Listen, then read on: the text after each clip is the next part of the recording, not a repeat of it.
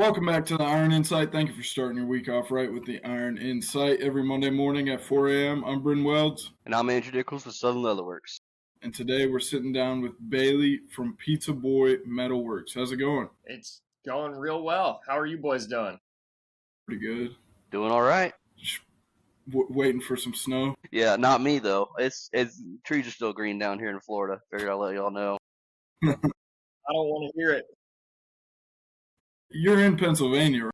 Yes, sir. It was supposed to be, it was weird this week. Thursday was like 55 degrees or 50 degrees. And then they were like, oh, yeah, it's going to be 60 degrees on Friday. It was not 60 degrees on Friday. It was like 35 yesterday with like 50-mile-an-hour winds. It was brutal. Man. Where at in Pennsylvania are you? I'm in Mannheim. I'm about 25 minutes from Hershey, 35 minutes from Harrisburg. So it's Lancaster County. It's like the middle of Amish country. Gotcha. Huh. Well, that's like where Shane Gillis is from. Yeah, Shane's from Mechanicsburg. He's like from like 45 minutes away. Gotcha.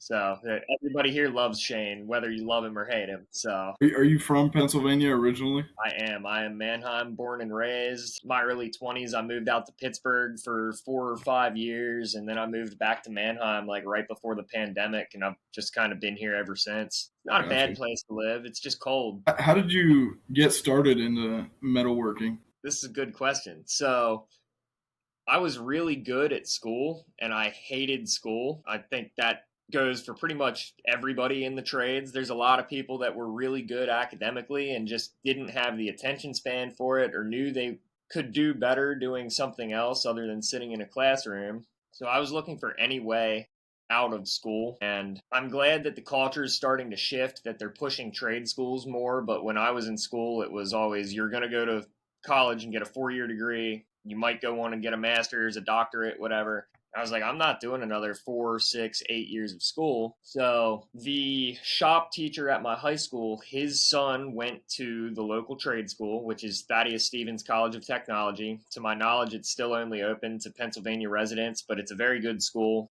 They have a very, very high graduation rate and a very, very high job placement rate. I ended up graduating there with 4 or 5 job offers when I was 19 years old. But anyway, back how I got into it. I knew nothing about machining, nothing about metalworking. I had welded a little bit, but not anything crazy. It was like an intro to welding class that I took in high school. And the shop teacher was like, yeah, my son's going for this machining program. You should go check it out. So I was in my junior year. I'm like, okay, well, it's a day that I can skip school because I'm going on a college visit. So it was a way out of school. So we went down and toured this school, and the professor at the time was actually from my hometown. And he's like, oh, so you're coming next year? And I was like, no, I'll be a senior next year. And he's like, that's not what I asked. He's like, you can do dual enrollment.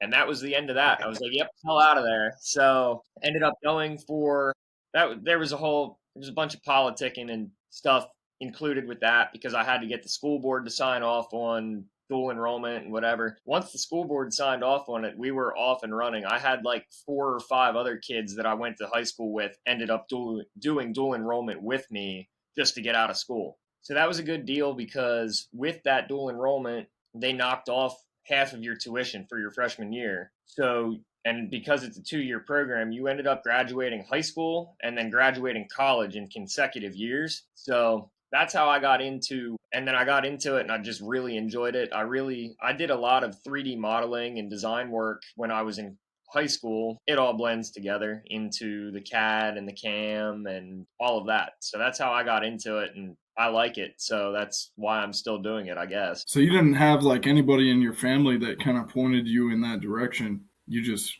kind of picked it up. No, my mom worked for the school district that I went to as a like an administrative assistant, and then my dad was a truck driver the whole time when I was growing up. So I come from a pretty blue collar family.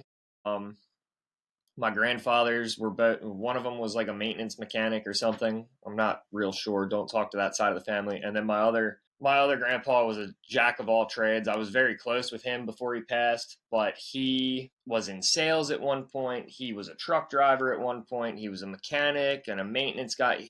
And that's where I get a lot of my mechanical inclination from was I spent a lot of time with him when I was growing up. And it's just that curiosity of taking things apart, figuring out how they work, putting it all back together. And that's how I got into doing, like, I was racing motocross when I was growing up. So then I was like, oh, well, I can rebuild my own engines and stuff like that. And it was, I don't remember who said it, but they were like, well, you could make your own like dirt bike parts if you got into machining. And I was like, yeah, okay. So that's how I justified going to school for it. Gotcha. What was the degree that you got from the school? The degree, it's an associate's degree. The program has changed so much, and I'm going to actually shout the school out here. Thaddeus Stevens, if they could find a way to open that school up to people who are outside of Pennsylvania, it would do so much good for the trade and the industry, because it's a trade school. It's not just a machining school. They have HVAC, they have welding, they have plumbing, they have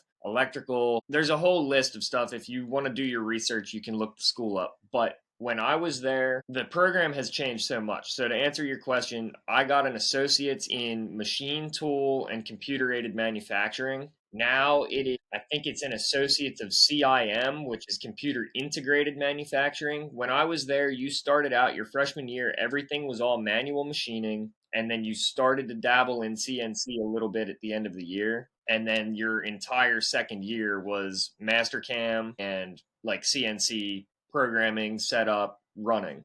From what I understand now, the program is pretty much all CNC. Like, they start you out with a little bit of manual stuff, but because of the way the industry has gone and manual stuff, just there's a place for it in tool room stuff and maintenance and whatever else, but it's, as far as production and just the efficiency, everything is CNC anymore. So it's mostly CNC. The way that they sold it to get everybody to come when I was going was, oh, we're getting a brand new shop. We're going to have all these new machines, whatever. And you're probably going to have that your second year. They opened the shop like 3 or 4 years after I graduated. No harm, no foul.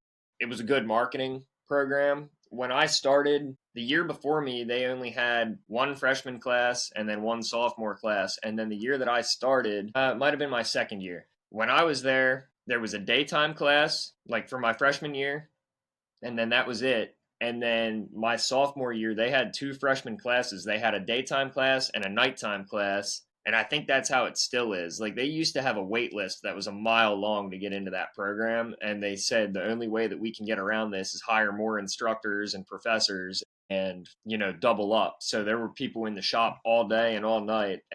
I mean, I'm not sure what their numbers look like these days, but when I was there, we started with 28 or 29 people in the program my freshman year, and when we graduated 13. So it is a program that will chew you up and spit you out. I felt fairly prepared when I, ended up graduating and working full time. That's kind of crazy. It sounds like the school that Andrew and I went to didn't have a machining or tool making program, but the campus 20 minutes away did. And now I work at a tool and die shop with like 60 tool makers and mold builders, and then there's 2 of us welders. But yeah, what school did y'all go to? It was a community college here in Nebraska called Central Community College. Okay. But they had a really good, their welding program was massive. It could have stood by itself for their welding program. So it was pretty jam up for a community college, no doubt. And then the machining program there is a Haas accredited something. So like the Gene Haas Foundation donates like $100,000 each year or some crazy. I'm glad you brought that up. I'm really glad you brought that up. So when I was at Stevens, my freshman year and my sophomore year, they had a couple Haas machines, but not a whole lot. When they built this new shop, they got all new equipment. And they have a Herco or 2, and they have like a Swiss machine. But Haas actually, when they do their like factory outlet demo days, they actually do a lot of them out of Thaddeus Stevens' shop because they have so many machines in there. And it's like they have the Gene Haas naming rights grant or whatever. I'm not sure how much money they get for that, but it's called like the Gene Haas Learning Laboratory or whatever. And Haas Automation paid for more of my education than I did. I think all said and done, degree was like $10,500 between the 2 years. Again, I don't know what it costs now, but it used to be $3,700 a semester, and they knocked off a semester my freshman year. So it was like 10,500 plus tools and books. And I think I got a couple little scholarships coming out of high school, but because of the one class that I took in high school, when I applied for the Gene Haas scholarship, I had that on my transcript from high school. They gave me an extra $500. So my freshman year, they gave me $2,500. And then I applied for it again my sophomore year just to see what would happen. They gave me another $2,000. So they paid $4,500 of my education. I think I paid $4,100 out of my own pocket after all of my other scholarships and everything. So all of my equipment is Haas. They've been very good to me. They're very good to work with. You'll get on the internet and people, oh, those are junk machines. Oh, it's always people that don't own any machines of their own that are telling me that. But they've been very good to me. They've made me a lot of money. They've worked. I don't know. I have nothing bad to say about Haas. Yeah, we probably have like 25 Haas machines and then a couple others. But yeah, I don't know. All the tool makers seem to have a hard on for them. So they're very easy to work with. I like that the control is the same. Doesn't matter which machine you go to. If I go to my mill or I go to my lathe, the control panel, everything's in the same place. I know where to go in the settings and parameters when I need to find something. Now they have a tooling website.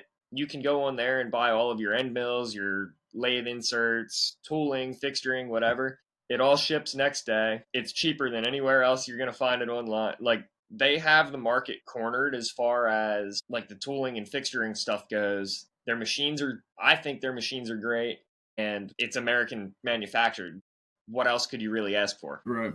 So you're full-time on your own right now with your business. Before, No, oh, no? not yet. Gotcha. It feels like I am because I work nonstop, but no, I still have a day job. But go ahead, finish your question. I'm sorry. But what's the kind of difference in the work that you do with your own business compared to your day job then? Okay, so this is a good question. I Andrew in on a little bit of this at PRI. It's a lot. So my whole thing with PizzaBoyMetalWorks is billet motorsports solutions. So whether that's AN fittings, I do a fair amount of end tanks for like air to water intercoolers or oil coolers, stuff like that. Shout out to Pat at Old Boys Fabrication, because Pat is the one that, kind of taught me how to do that, because I was asked to do one. And if you follow Pat on Instagram, he does the most gorgeous end tanks. He and I have followed each other for years and like message each other back and forth. You know how it goes. And he posted these and somebody hit me up about doing them. And I hit him up. I was like, hey man, somebody asked me to make these and I have no idea what I'm doing as far as fixturing or any of that. And I was like, look, I don't want to blow up your spot. I don't want to take your trade secrets. So I'll sub them to you if you just want to do them. And he's like, no, man. He's like, you're not going to tell anybody how you do this, but this is how I do it. So big shouts to him for helping out with that. But no, with Pizza Boy, I try to focus on the motorsport stuff. There have been a lot of local industrial companies hitting me up recently for just small batch production and maintenance work or replacement parts. And I have a really hard time saying no to people. So, and I mean, you guys know how it goes. If somebody's going to wave some money in front of your face and they're going to say, hey, this work doesn't have any tight tolerances on it. So it's mostly fabrication parts. Doesn't have tight tolerances on it. My deadline is whenever you get it done. We're going to supply our own material and this is what we're willing to pay. I'm like, yeah, okay, drop it off. Like I'm booked out probably 4 to 6 weeks right now, which I'm very blessed for because awesome. Yeah, that's huge. I'm trying to get a bigger backlog than that because, the end game is for me to quit my day job. But touching on that, the last 5.5 years, I was at a local company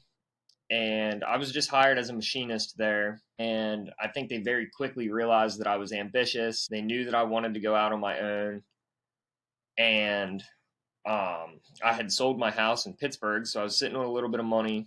They started talking about buying a water jet, and then they started dragging their feet. And I approached the owner of the company, but his operations manager at the time was his son-in-law. I approached the owner of the company. I said, look, if we're not going to buy this water jet, I'll buy it and you guys can lease it from me. And he's like, oh, yeah, that's funny. And when I say local company, it was probably 25, 30 employees at the time. So it's not like it was a huge Yeah. corporation that I'm like, hey, I'll bankroll this for you. So I'm like, hey, I'll buy this machine. And he's like, yeah, that's cute. And his son-in-law pulled him aside and he's like, no, like he's sitting on some money from selling his house and he doesn't want it just sitting there. I think he's dead serious about doing this. So then they end up moving their feet. They bought this machine. But I ran into a buddy of mine. I was back out in Pittsburgh for a weekend, and a buddy of mine had started and built and then eventually sold it to a private equity firm, a pretty large motorsports company. They're pretty well known in the Honda scene, and they used to do a lot of Subaru stuff and Nissan stuff too. But I ran into him, and he's like, hey, man, how's it going? Like, I heard you left the city. Is everything cool? I'm like, yeah, everything's cool. Got a new job. And he's like, oh, cool. What are you doing? I told him I was going to buy this water jet, and he pulls me aside. He's like, look, don't do that. He goes, I got a Haas mini mill sitting in a storage unit. It's not making me any money. It's actually costing me money for it to sit there. Come get it. So that was my first CNC machine. It was a Super Mini 2. He's like, I got a 4th and 5th axis indexer for it. So I start looking stuff up. He's telling me all the options that are on this machine. So I'm like, okay, this is like $115,000 worth of equipment if I buy it brand new. So I'm like, all right, what do you want? He goes, bring me 15 in cash and we'll call it even. I'm like, I'm on my way. I'm there yesterday. yeah, I'm going to the bank. We're yeah, putting it in a U-Haul. I'll be on my way. So I end up buying this, and then the I don't want to bore everybody with this, but the mini mills are single phase machines, and the super mini mills are 3-phase machines. I do not have 3-phase at my home shop, and I do not have enough juice to run a phase converter to then run the machine. Yep. So it sat in my shop for a good 6 months. And in the meantime, I was approached. There were 2 of us in the machine shop at work.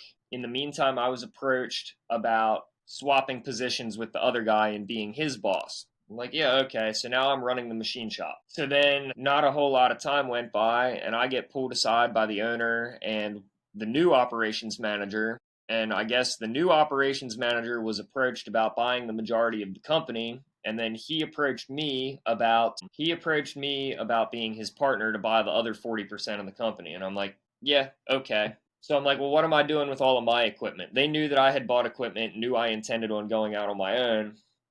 And they're like, well, why don't you just bring it up here, use it as leverage in your buyout? Okay. So they send the truck to the house, dropped off a forklift, like rented a forklift. They ended up backing the forklift through the wall of my shop while it was here. It was a whole thing. Great. It was.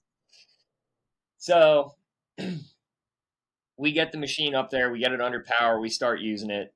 No harm, no foul. While we're negotiating this deal for me to buy not a large, well, yeah, 40% of this company, the majority owner has a massive heart attack and falls over dead. So now my equipment is in their shop. We have no contract. We have no written agreement on any of this. And now everybody's scrambling to figure out what's going to happen. So I ended up walking away from the negotiation table for reasons I don't need to get into on here.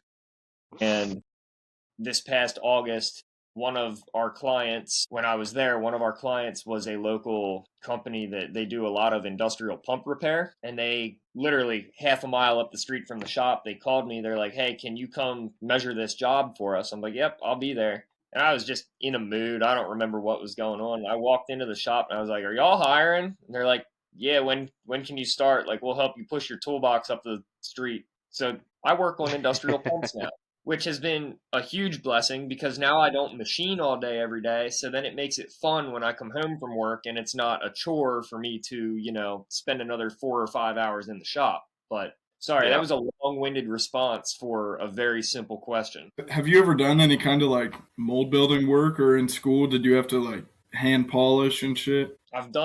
When I was at this previous company, I'll try and find pictures, I'll send them to you. I mentioned we're in Amish country. So the Amish love fiberglass, like making molds to make fiberglass parts, because a lot of people don't realize that the Amish horse and buggies are like 90% fiberglass. They're super lightweight. So they approached us about making this mold And of course, this mold versus like the mold making that your tool and die guys are doing are completely, there's no tolerances on these fiberglass parts for the Amish because they're measuring everything with a tape measure. But we made a mold for like the yoke that like connects to the horse. So it was, I think, 9 pieces. And that was actually one of the first jobs that we ran on the Haas when I got it in there. Before I took the Haas up to their shop, they had all Prototrack equipment and a manual lathe, and it was good equipment, but you're really limited in what you can do. And of course, this mold that they were making it had a lot of weird like 3D contours and compound angles and stuff. We wouldn't have been able to do it without that Haas. So it was kind of a blessing that I bought that and then it ended up in their shop because I don't know how they would have accomplished it otherwise. But no, to answer your question, I haven't done any like super tight tolerance mold work. I was just wondering because, like, I know the welding program at the school that we went to was like, pretty loose, like come and go. Andrew's driving through the ditch to merge onto the highway, like right next with to my the professor school. behind me. Yeah. And then I know the machining program ran like the fucking military. And so sometimes when welding gets slow, they'll send me over to them to polish molds. And they always tell me, like, if it's a clear plastic, if the end part is a clear plastic, then they have to polish to a mirror finish by hand. And I can't stand polishing, so I can't even imagine that shit. There's an art to it for sure. And when I worked in Pittsburgh, the guy that I worked for had kind of a similar, it's weird how like now all these years later, I'm living the same story that he was living. Like he left this company that I don't remember if the company failed or closed or whatever, but they told him like he had already bought his own machines and was doing stuff in the evenings and weekends, and the company was closing, and they basically were like, yeah, all this work, that's all you. So it was all like glass mold work for like Pyrex and other companies like that. And they were hand polishing everything because glass and plastic are the same as far as like it'll show any imperfections. We still did a fair amount of that work when I was there. And we had one guy that did 9% of the polishing because that's what he did when they worked at the other company. And he was very good at it. And he liked that he could come in the morning and he could set up a long run on the lathe or mill, whatever he was doing, and then he could just sit there and polish for 8-10 hours a day. And more power to him because I had to help him a couple times, and I was like, man, I cannot wait until this job leaves. Yeah, it's like mind numbing. Yeah, constantly. Yeah, but I think you told me that you still go into your old place of work where your machines are at to do work as well. Yeah. So they ended up buying that machine from me when I left. So thankfully, like, it's a whole thing, and I don't want to badmouth the company because they've been very good to me, but there's a reason I left, and every time I cross through that door frame, I remember why I left. But I ended up buying a larger mill that also was there, and they bought both of them from me in the last year and a half. But when I left, they went like 6 weeks without a machinist. They hired a new machinist. I was still buying all of my material from them. So the one day they called me and said, hey, your material's here. I showed up to buy it, and the co-owner of the company that I was supposed to buy out was like, hey, we got this job. You've done it like 4 or 5 times. Can I ask you a question on it? I'm like, absolutely, whatever you need. Because I told them when I left, anything I can do to help this transitional period go smoothly, let me know. If you need me to come help you do stuff, if you need me to help you train whoever you hire, if you need to sub work to me, whatever, like we'll work with it. They're like, yeah, okay, thanks. And then radio silence for like 2 months, whatever. So I go in, he asks me a question on this drawing. He goes, all right, that's what I thought, but I just wanted to confirm with you. So he goes out to the shop and explains this to the machinist that they had hired, and he starts flipping shit. He starts yelling at the owner of the company, and you guys don't trust me. You got to call Bailey to ask this, and would not look at me, barely shook my hand. I'm like, whatever.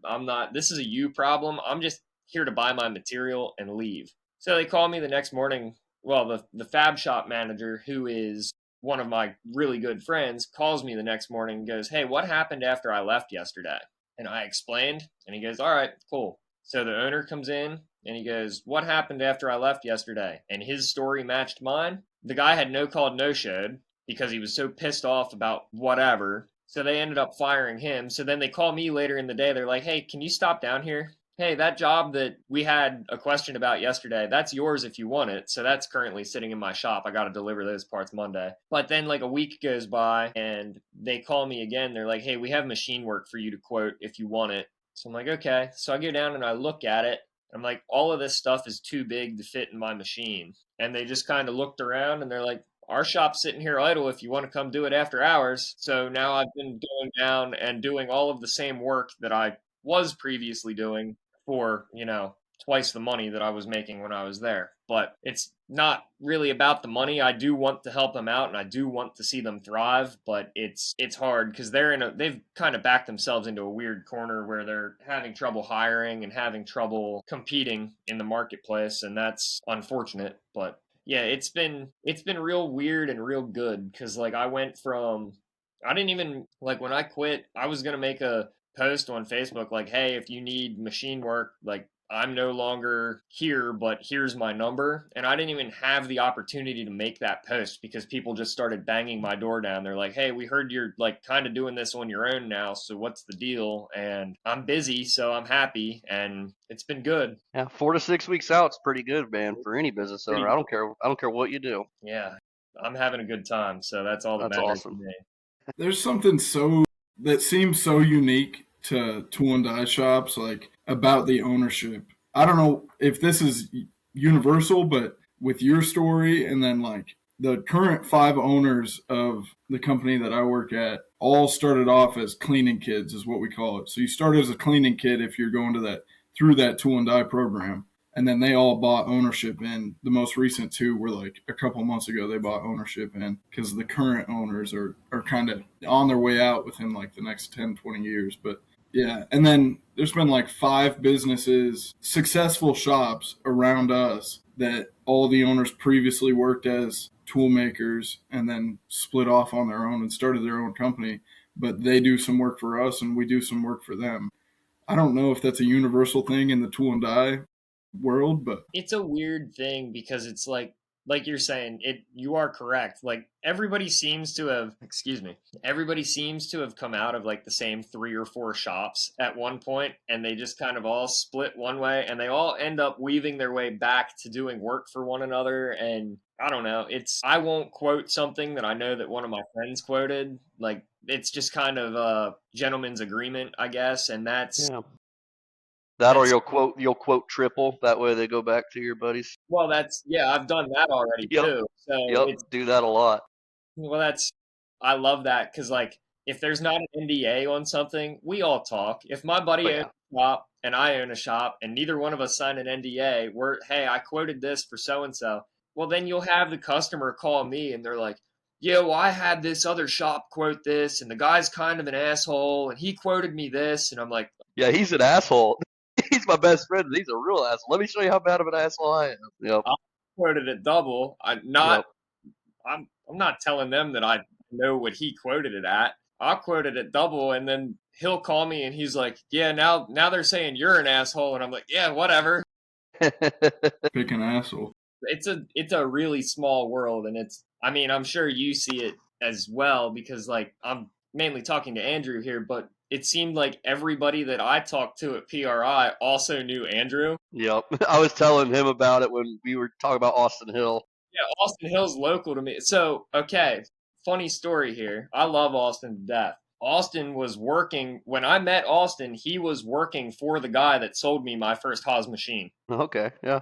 So that's how I know Austin. And then he and Austin went out on their own and built Austin Innovations. That's so much fun to watch them continue to grow because they're killing Absolutely.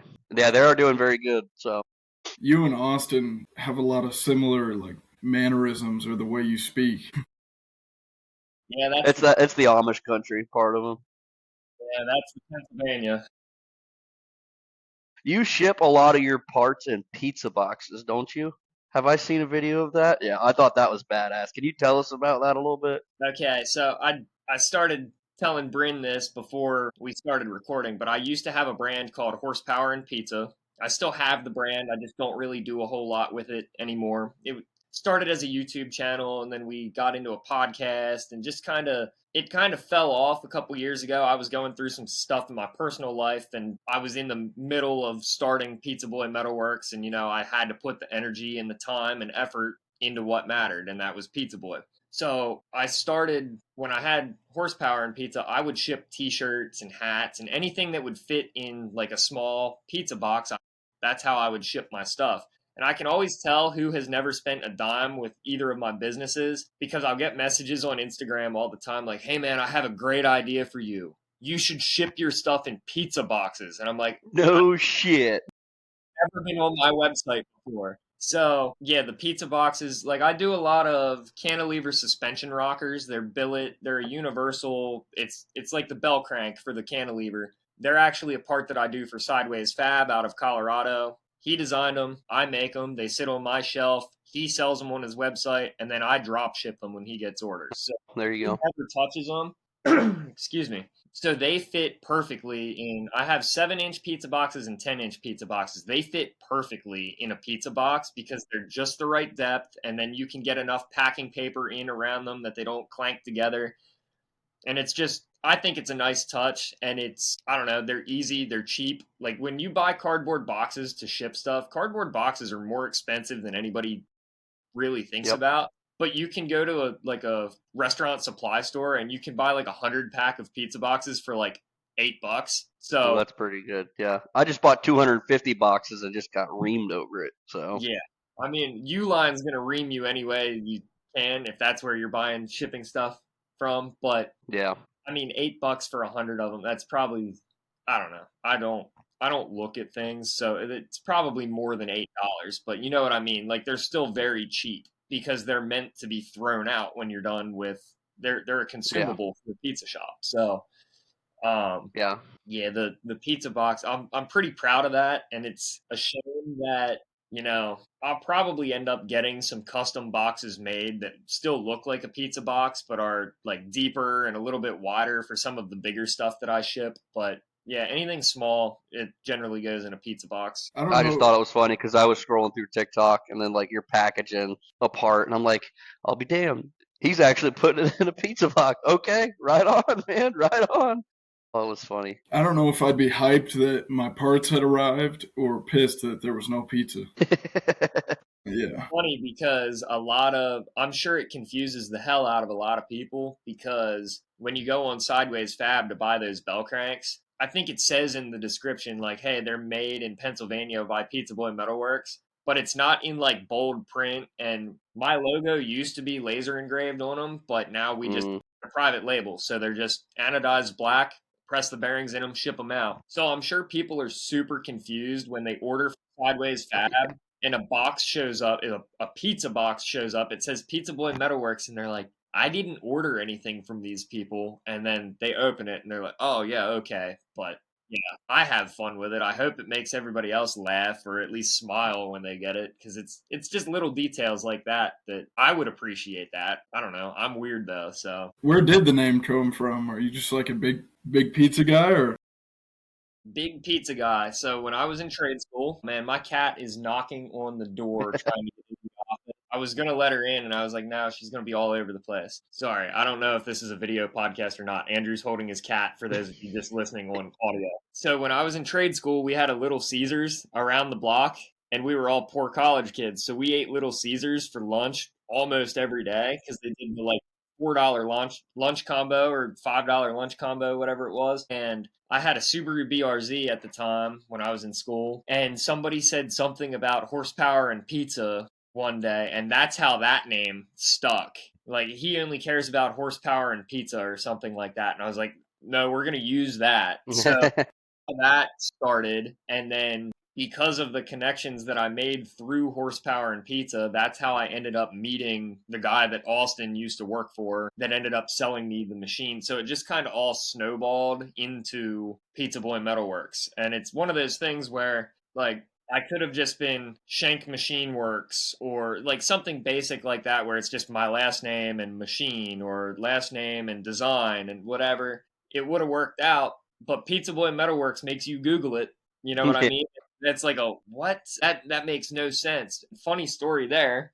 So the first year I went to SEMA was 2023, and I didn't have my account like set up with SEMA, my EIN and all of my to prove that I'm a business, because SEMA's a little harder to get into than PRI, and I'm sure PRI is going to get harder to get into because it's owned by SEMA, but it was harder to get passes. So Matt Sixberry at Sideways Fab was like, look, I'm just going to put you down as an employee because you're a contractor of mine, and I'll get you a pass. No questions asked. So they asked for a pay stub and a business card and all sorts of shit. So Matt makes all this stuff. He's never had anybody get declined for passes. And I hope that me saying this on a podcast isn't going to blow up his spot and make it hard. But I got to tell the story because he sends my shit through and he made a business card, and on my job title, he put metal surveillance. I'm like, they're never going to buy this.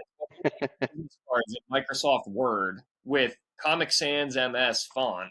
So it looks super unprofessional and just whatever. So they shut that down immediately. So he went to try to get my pass again. Whoever is in charge of credentials at SEMA searched me on Facebook and saw that I own Horsepower and Pizza and PizzaBoyMetalWorks, and they sent Matt an email saying he is declined because he owns a pizza shop. He has no business being at a motorsports trade show. So I'm like, I don't own a pizza shop yet. Give it time, maybe. But, Could be. No, yeah. So that I just find that funny all the time. that is like, funny. yeah, they didn't want me at SEMA because I own a pizza shop apparently.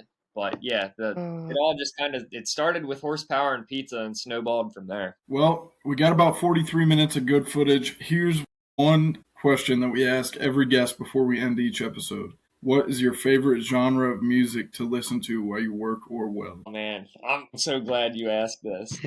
So one of my previous jobs, so the last job that I had, the company that I still do work for, they are mostly a weld shop and a fab shop. So I was the only machinist there. So I never had to weld. So when I was at the company before that, I was one of the only people that kind of knew how to weld. I will never call myself a welder, but I can make things stick together.